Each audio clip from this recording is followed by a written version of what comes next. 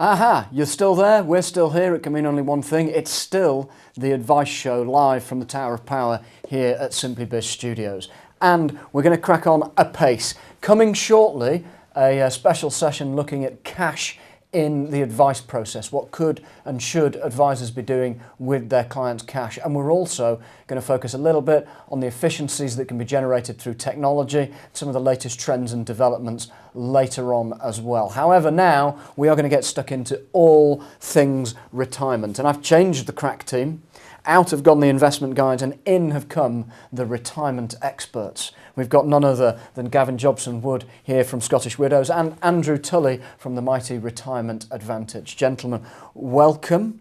Tell me, what is it that when you're sitting in front of your whiteboards inside the ivory towers at your various organisations, what are the things written in bold capital letters about the retirement market at the moment? Change. Right. Pension freedoms, as we all are aware, was a revolutionary piece of left field legislation that took us all by surprise. But what it did do is engender a lot of comment, a lot of debate, and actually make pensions more topical in the wider market. So the dynamics that have occurred since then, and we're still kind of learning as we go along by way of consumer behaviour, are feeding into what we think is necessary for the market, both for the advisory market and for the consumer market, because consumer behaviour has changed in that period and appears to be continuing changing. Certainly in terms of the stats that we see out of the FCA and the ABI, by way of what people are doing with their pension funds and their DC arrangements. The default position was to purchase a guaranteed income by way of annuity purchase.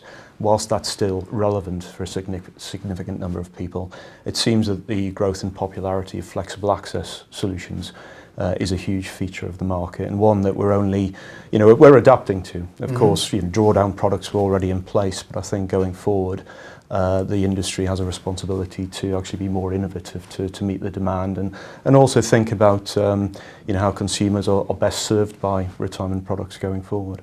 So if pension freedom's caught everyone off guard, are you guys back on guard and fully up to speed? Yeah, absolutely. Right. It's as mentioned, there was a huge shift away from the certainty of annuity towards the flexibility of drawdown. Those changes have been hugely popular. People like them. People in the street do like the changes.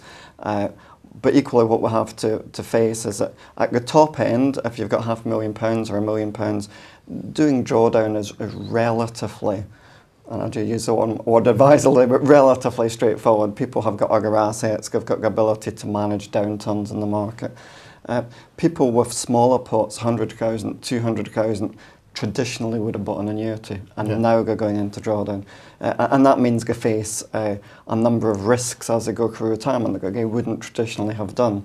And we're at very early stages now, but I think it's beholden on all of us to try and help them manage those risks as they go through retirement. So a lot of our focus is on that more cautious retiree and trying to help them transition through retirement. Okay, we're going to pick up on that in a moment. Remember, you guys out there, you're in charge of this session.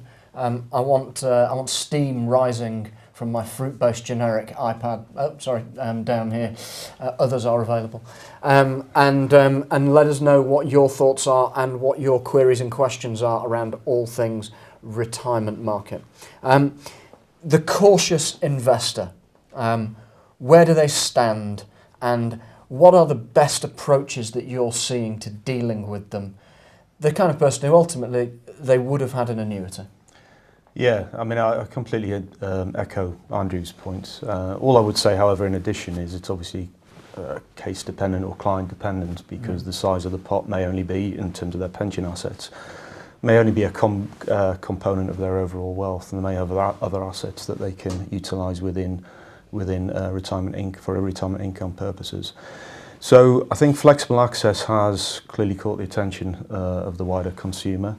Of course, it's been promoted by politicians as a benefit, no longer forcing, in inverted commas, annuity purchase. I think in the shorter term, there is a concern that the average drawdown, again from the ABI and FCA stats, has come down below 100,000. and you have to question what sort of income could be derived from a drawdown. However, the cohort 55 to 65 appears to have taken advantage of flexible access principally for tax-free cash release rather than necessarily income as such. I think the ABI recent stats suggested that it was only a very small percentage were taking anything more than 1% by way of withdrawal.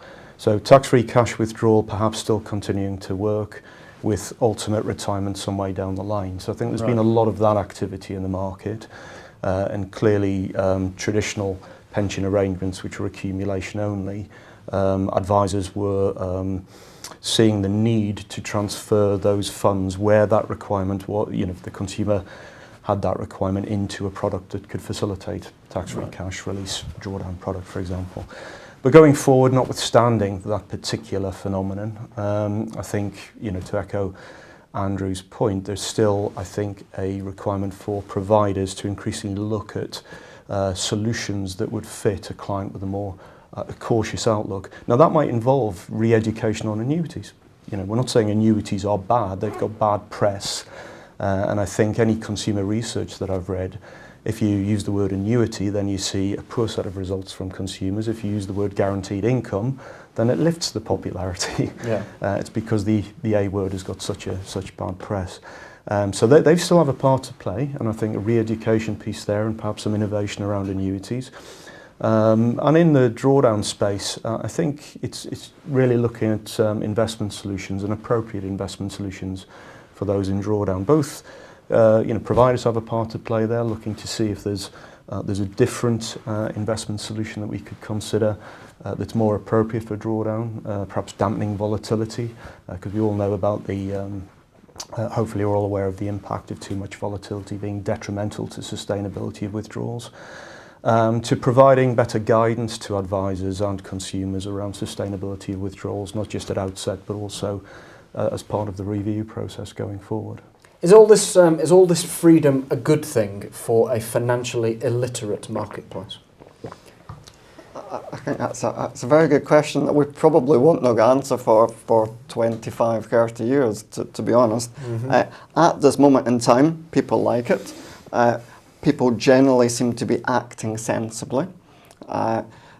Moving forward, I guess there's two opposite potential problems. One is people might withdraw too much too quickly and run out of money. I think we've also potentially got the opposite problem about people withdrawing very small amounts and taking less than they could comfortably take because they're worried about running out of money. Mm-hmm. So I think the ideal is to pull both of those into the middle ground and so that they do take a decent amount that's going to last for the circumstances. And I absolutely take Gavin's point about it does come down to individual circumstances, and that's what makes this more difficult. We don't know how long we're going to live. We don't necessarily know what other assets people have or how long they're going to live, and we don't know what investment returns people are going to get. So it's not straightforward, which is why people need advice, and absolutely hugely need advice. So I think probably my biggest concern in all of this is the DIY investor, the people who are not taking advice and trying to do drawdown.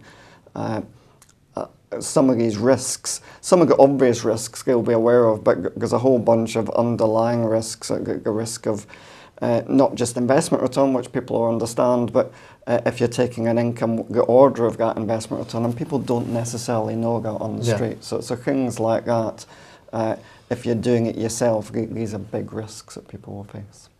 What have been therefore the top drivers, do you think, of that drive down in the annuity price? You've mentioned a couple. So the drive down in the level at which people are accessing drawdown. What's the what are they? Is there a top 5 motivators for people, or is it don't like annuities? I think don't like annuities, the bad press surrounding annuities is a major one. Mm-hmm. And annuity rates are at a historic low. I mean, they've picked up slightly recently, as we know, the correlation with gilt yields. So historically, they represent poor value, and that's particularly with rising inflation as well, as we're seeing in the system. So the bad press of annuities, the way in which the politicians sold it into the market at the time really made it sound like, we're releasing the strings of the nanny state and we're allowing you to be treated like adults and having access to your funds. So that was of appeal, of course. And I think also the flexible access point around that shouldn't be underestimated, that cohort 55 to 65 having access to cash. Because, you know, again, for very valid reasons, that could be debt repayment. It could be, you know, to pay for the extension on their home that they've been long awaited and saving up for, a variety of reasons, without actually retiring as such. So it may actually be that we see a phenomenon of those consumers, those clients, having moved into drawdown to release cash, taking no income, but actually then subsequently annuitise going forward, particularly if, you know, we as an industry, we do a better job at promoting the benefits of annuities, more innovative, and annuity rates improve. Okay. Death benefits are another huge driver for people, so people want to cascade that wealth down to their family should they die. And ironically, actually, pension freedom helped the market solve one of those problems with annuities. So one of the big problems with annuities traditionally was if you bought one, you died early, that money was lost, it didn't go back to the family. Now, because we can now have 30-year guarantees, we can have money-back options because the tax changes. What that means is that people can set up an annuity and know for certain that value will go back to the family. So if you set up, for example, a 20-year guarantee, no matter what happens, round about what you put in will go back to you or your family. So that's kind of got round that. So in a way, it's ironic that that's come at the time when such big changes were made, and it's almost been overlooked to some degree. Okay, now we're doing a good bit of scene setting here, and what I want to move towards is really getting stuck into what good looks like from the advice process and how advisors could and should be handling this. But one massive area of scene setting that really needs to be done, to get your thoughts on it, is around the DB to DC transfer market, which over the course of the last year in particular has really started to pick up momentum. We've seen a lot of advisor activity in the area, and we're also seeing some high profile issues arising. I think over the weekend there was a significant name that's pulled out of the market voluntarily after discussions with the FCA. What are your thoughts around what's happening in this marketplace?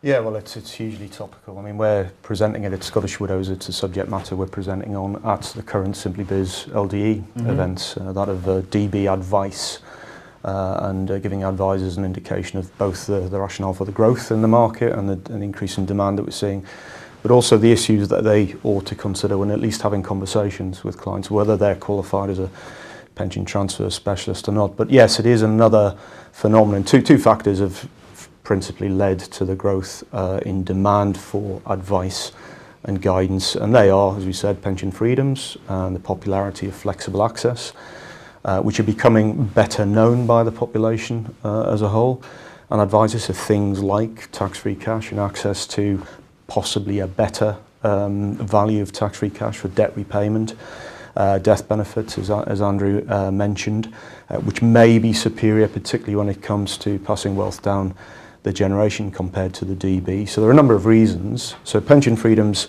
is a major factor, but also historically high transfer values, which is a inverse correlation to annuity rates linked to gilt yields. So with transfer values being at a historic high, clearly critical yields are relatively low compared to history, and therefore if advisors are involved in the advice process, the combination of the two is making it a far more attractive market than it was. So we've seen significant growth and demand for example, the TVAS service that we provide from advisors. I think independently third parties have talked about TVAS, or the requests for TVAS reports quadrupling.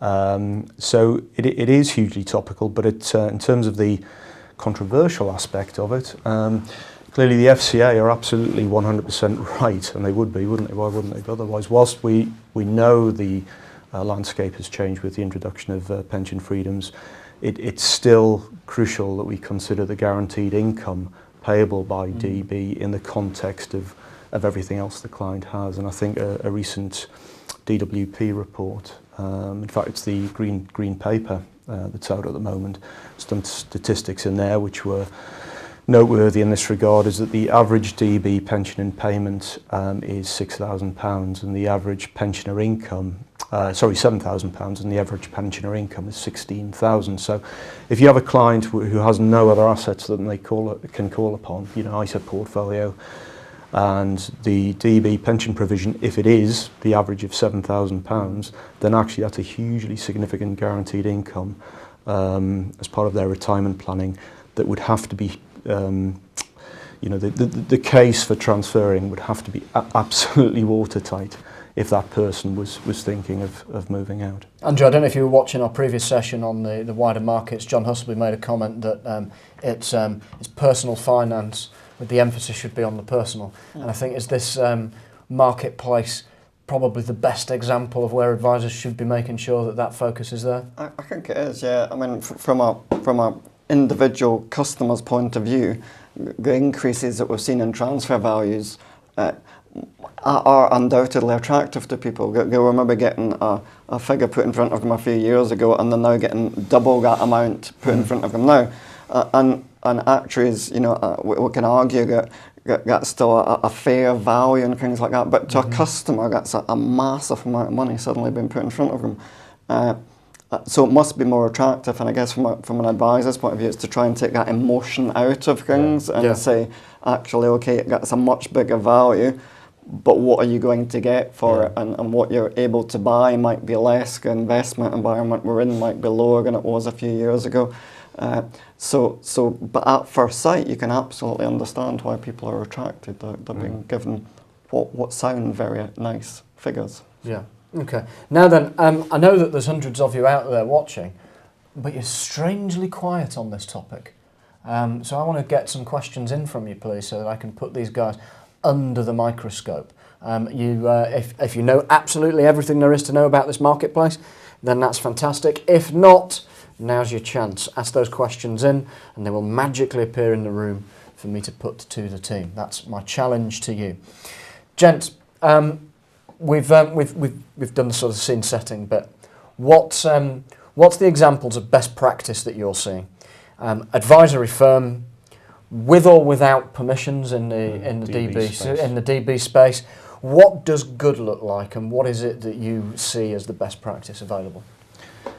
Well, to echo Andrew's point, particularly in the DB market, but in the DC market as well, is to take the emotion out of it and look at it at client-specific requirements. And you know, Andrew's quite right. The DB market is currently with the high transfer values. It's a big number versus little number, and you know, in that space, we've heard of many advisors actually dispensing with the transfer value or resisting the temptation to apply for a transfer value before actually having the conversation with the clients to fully understand the clients, obviously their financial predicament. Oh, so that's interesting. That's interesting. That's getting the client's view on the style and potential of doing it before they dangle a big figure in front of them. So not to be distracted by that big figure, have a conversation about aims and objectives in retirement. And, you know, as well as understanding the financial position, their aspirations, their objectives, their aspirations around passing wealth down the generations, for example, if indeed that does feature. So understand that picture first before actually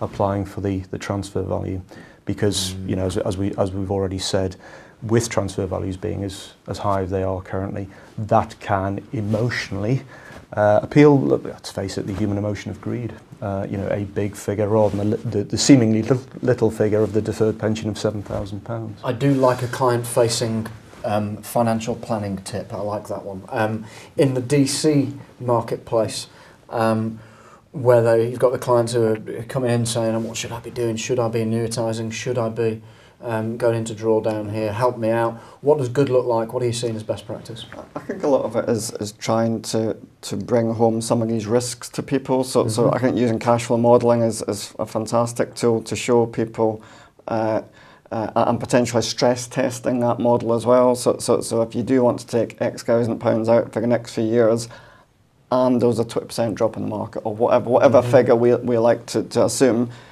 and that takes your income down, can you still survive on that? It is a livable amount, and I think trying to use that as a way of driving a capacity for loss is quite a neat way of doing it, because I think capacity for loss is such a a difficult one for all of us to try and figure out exactly what it means, but the regulator's very keen that get advisors use it, and that might be a way of doing it, to say, you know, would you be comfortable if that happened, Mr. Client? And if the client's going, no, I absolutely don't ever want that to happen, and that's the suggestion, maybe a drawdown isn't the most suitable option for them.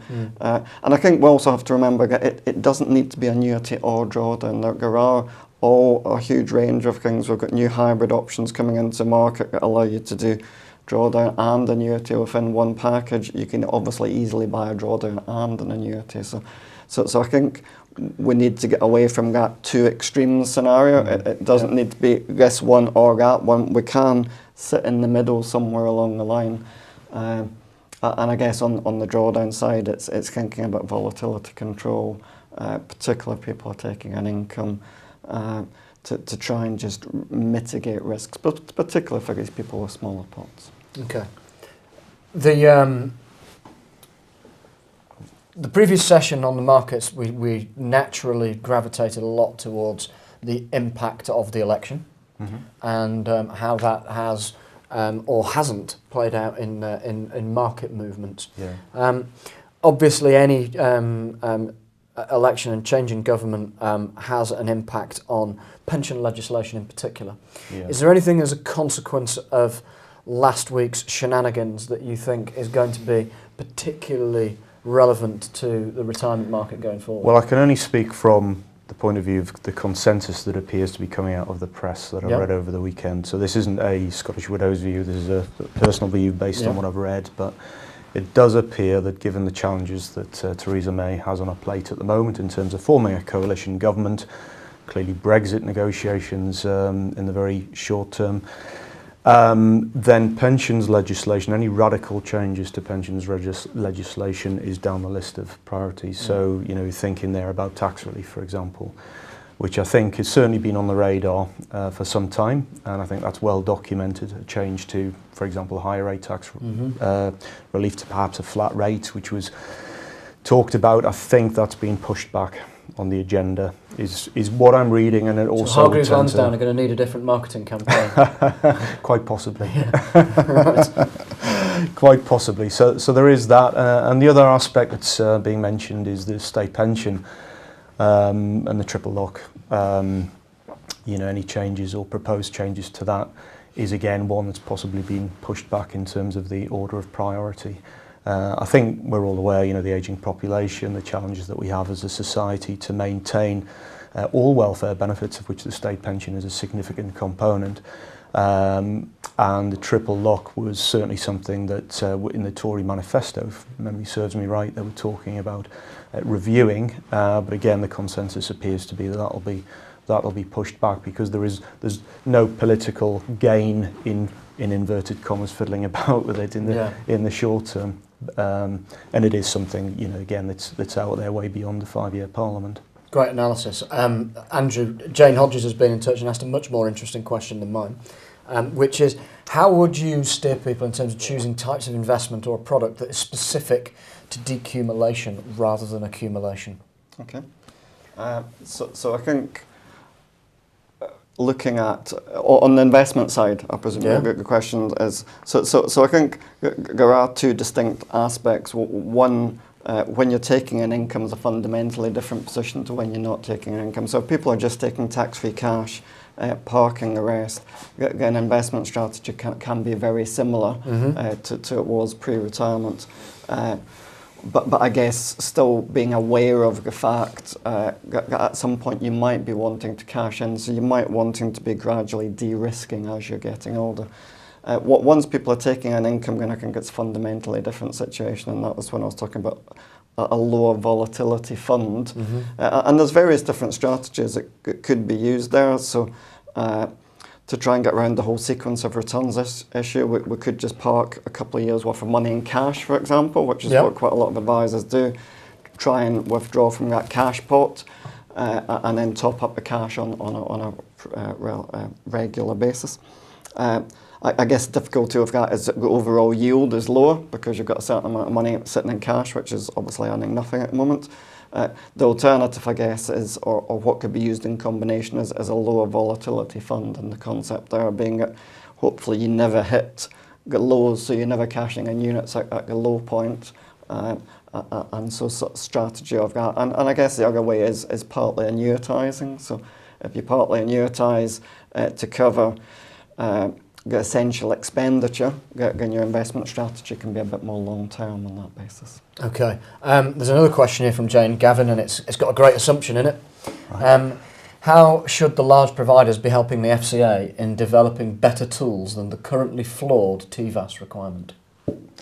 That's a really good question. The consultation paper last year from the FCA did pose the question to the industry about the suitability of TVAS reports, and as one would expect, there were a variety of responses came back from, chuck it out and start again, to it does a good job, let's stick with it. So with that variety of responses, understandably, I guess, the FCA kicked the can down the road and have deferred a decision. So we are completely cognizant of the flaws of the TVAS report, not least, the issue of the critical yield. The critical yield measures the investment return required to match precisely the guaranteed benefit of the pension at NRD in the same format, i.e. escalation and spouses. If the client's desire is to do something other than match the income that the DB scheme was able to pay, then the critical yield, quite frankly, is somewhat of an irrelevant. It's not completely irrelevant, but it's not as irrelevant as perhaps some people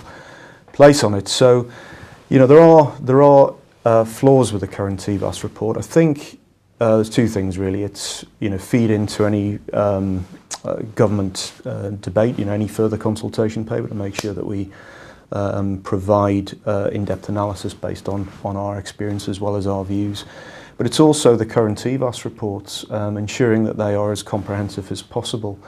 So some, for example, will also have a section which is devoted to drawdown and the sustainability of withdrawals, again assuming rates of growth and certain levels of withdrawal, and ensure that they're as comprehensive as possible to cover as many bases as possible, and that we help advisors in terms of education, to fully understand the TVAS report, what it's telling them and how they can use it with clients. And just one final point on that, it's also incumbent upon the advisor to make sure that the information they provide for the TVAS report is as accurate as possible, because we do sense there are some advisors in the market wanting a quick turnaround of TVAS reports when actually they haven't provided the correct and appropriate level of information.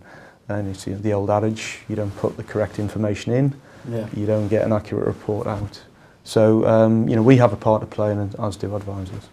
So given that we've got, let me summarise where we've been so far, given that we've got a burgeoning market because of pension freedoms, we've got a lowering of the level at which people are accessing drawdown, we've got a burgeoning pension transfer market from DB to DC with all of the opportunities and risks that come inherent from that. What, if you could design any product, I want you to get your creative hats on here, what would it look like and why? What does, again, go back to that whiteboard in the offices of your ivory towers back in the respective companies. What are the boffins saying? Do you know what? If only. And what would be required to do it? Okay. What I would say on that basis is we're probably the only company that have built a brand new product since 80. So we've not just done it on the whiteboard, we've actually launched it into the market. And the concept behind that is it's a drawdown product, which gives all the flexibility people want within drawdown. But it has an annuity as an asset within that drawdown vehicle. So people can use the drawdown just as a normal drawdown. Should they wish, for example, as they get older, to buy a bit of guaranteed income, they can do that within the contract. And the beauty of the annuity being an asset of the drawdown is if the customer doesn't need the income, even though the annuity produces the income, they just reinvest that back into the drawdown for use at a later date. So it becomes a fully flexible annuity, which can be used as an asset vehicle, generating 5-6% return, should people just want to use it as an asset class. It sounds good. What are the downsides? Obviously there are no downsides. Certainly must be. Come on. I guess the downside would be from our perspective, is that we are the only company using it, or only company that have done this. So people would generally want competition in any market space. Yeah. So if you're going to use drawdown contracts, you would want to be able to look across 5 or 6 and choose the best. Annuities, likewise, you would want to look across the tables and try and figure out who's offering best value. I guess the downside at the moment is if somebody wants this contract, they have to come to us, and it would be better if there was more competition in that space. But I'm sure over time that will So happen. a unique product and you want some competition. That's always, because I think it does grow the market. So yeah. Right. Okay. What about yourself, Gavin? What's Yeah, well, I think simpler than that in a sense. I think there is undoubtedly a space for product innovation, such as the one that Andrew described there. But I think that the big gap is twofold. I think in the advisory space, it's providers assisting advisors with a centralised, there's a new expression doing the round, centralised retirement proposition, i.e. putting together a process, both from an investment but ongoing advice perspective for those clients at retirement who are in a flexible retirement product, and having a fully formulated review process. So I think there's a lot of assistance we can provide there, plus building tools and governance process to help them with that. I think there's a big space there, because one of the concerns about this move into flexible access products, whether it from DC money or DB, is it might be perfectly justifiable now, but if the client loses sight of why they did it in 5-10 years time, perhaps loses contact, dare I say it, with the original advisor, then there is a danger, of course, that they're not getting appropriate advice, and B, they do something, going back to a point that Andrew made at the very beginning, which is inappropriate, taking too much in terms of withdrawal and drawing down, and therefore depleting their pot far sooner than they should have done. So I think, yes, there's product innovation, but I think there's also a lot that we can do in terms of guiding both advisors and consumers around the ongoing maintenance of these types of products. Great. Gentlemen, thank you very much. If this sort of thing floats your boat, then Gavin's already mentioned that the learning and development events from Simplybiz Group are out and about around the country. In fact, I will be at one in Chelmsford tomorrow, and in central London on Wednesday, and at Elstree and Borehamwood up in North London on Thursday. If you're within sniffing distance of those events, please do get yourselves along, and I will see you there. Coming up very, very shortly is cash in the advice process, something that often gets overlooked. It's not usually part of the usual manufacturer-led discussions that go on around the market. What could and should advisors be telling their clients about cash other than invest it somewhere else? 5 minutes time, we'll be getting stuck in with Deposit Sense and Octopus. Don't change over, ignore the BBC Newsfeed website, it's boring. See you back here in 5. Thank you very much.